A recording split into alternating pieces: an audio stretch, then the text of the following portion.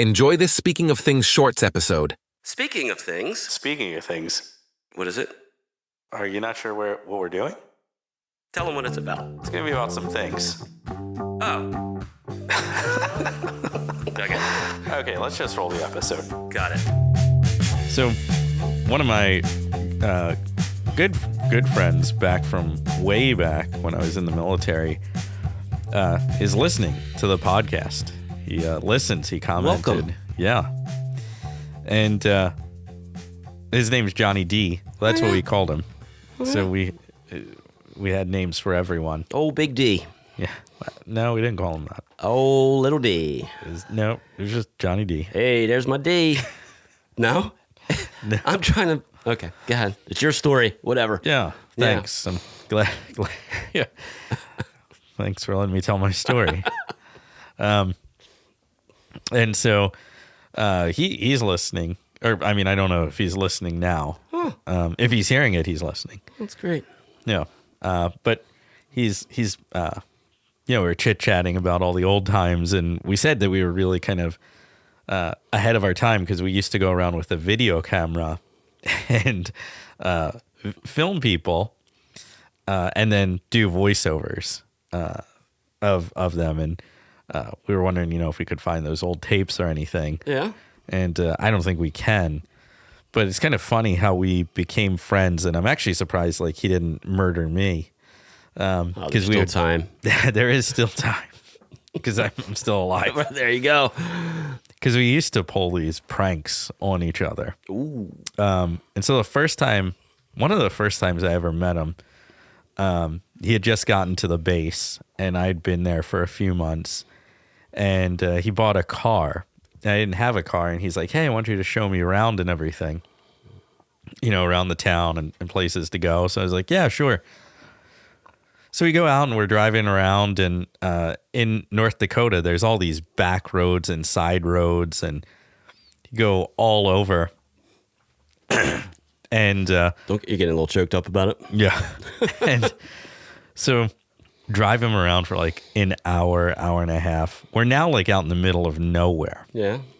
And he's like, how do we get home? What? I was like, you should have been paying attention. Ooh. And he's like, you're not serious. I was like, yeah, you should have been paying attention, man. See, right now, I'm not happy in this situation. He wasn't either. I thought it was hilarious. I would not find that funny. So we drove around literally for another 2 hours. What? Yeah. I knew how to get back. I just didn't want to tell him. Are you mental? What the hell is this kind of joke?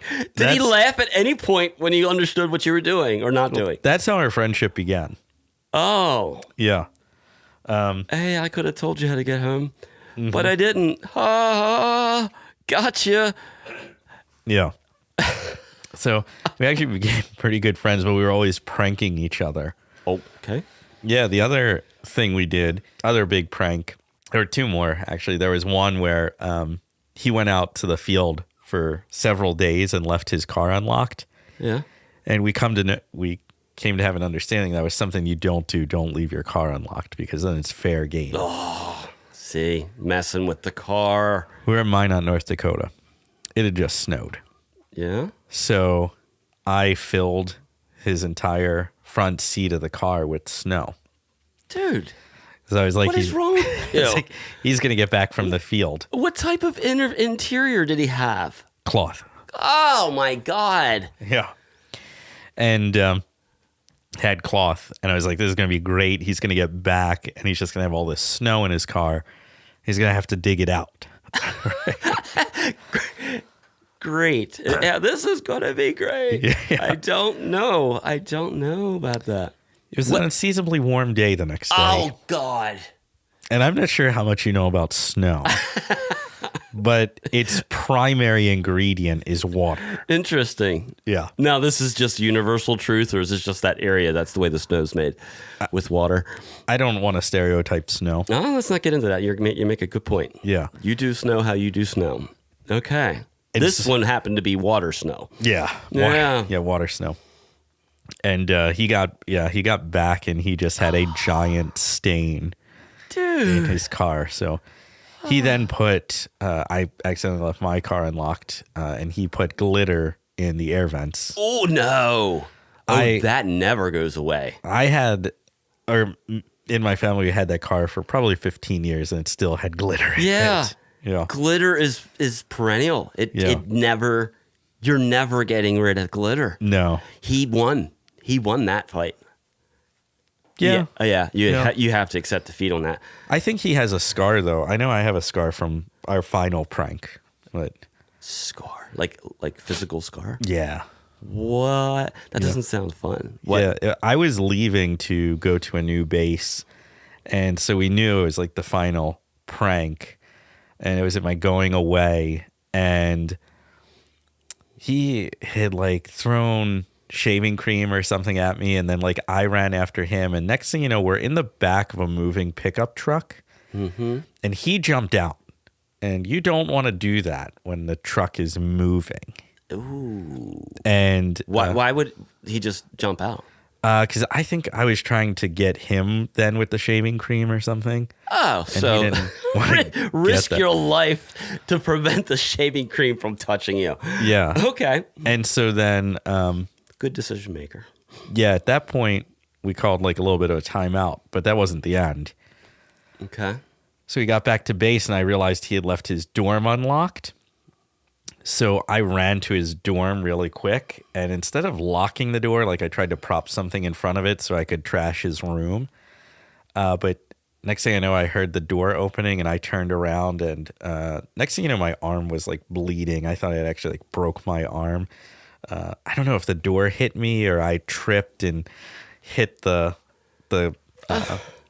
banister or something. That sounds like a really good time. Yeah, we're friends to this day, and he listens to the podcast. One of the things, and I mentioned that just, because I'm a jokester. I don't know if you can tell from that story. There's something. We came up with this theory, and we still talk about it today. It's called the Canoe theory. You got me. I don't know what that means. Yeah. So we thought about this.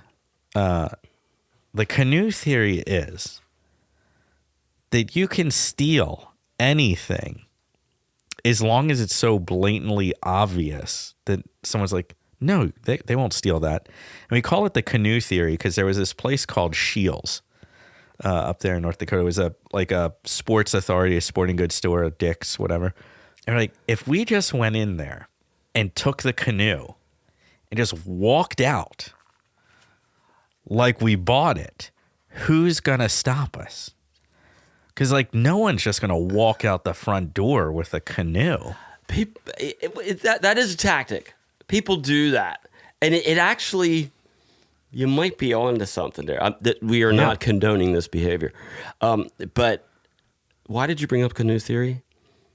I just wanted to tell you about it. Oh, Because we talked about, me and Johnny D talked about 20 years ago. So that is, you got to have balls of steel, though, where you just pick up, like you say, the canoe, kayak, whatever. Yeah. And, that I usually say D&E, do not engage. This is an engage scenario where you go, do me a favor, man.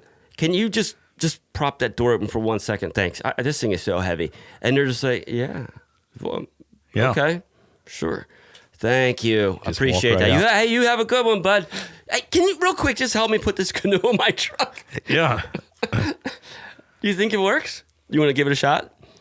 I would think it works. And then the next podcast, we film, as we film all our episodes. Yeah. We film you in jail and me talking to you remotely about how it didn't work. We could try that. It's up to you. I don't know a lot about jail, but I can't imagine the acoustics are that good. Well, that might not be your first concern. I mean, I'm just thinking about the podcast. Well, I appreciate the dedication. Yeah. And you called it the canoe theory. The Canoe theory. I like that. Yeah. I want you to try it. So that is I'm not. a shout out to Johnny D. And he can call in or he could email us. Big ups to Big D, right? Is that what we're saying? Oh, I don't know. Well, when you find out, you let me know. He can email us and tell us. Hey, speaking of emails, we have one. Oh, we do. Speak to SoT. gmail.com. I wish I knew what the SoT stood for. Just letters. Just random letters just thrown in there.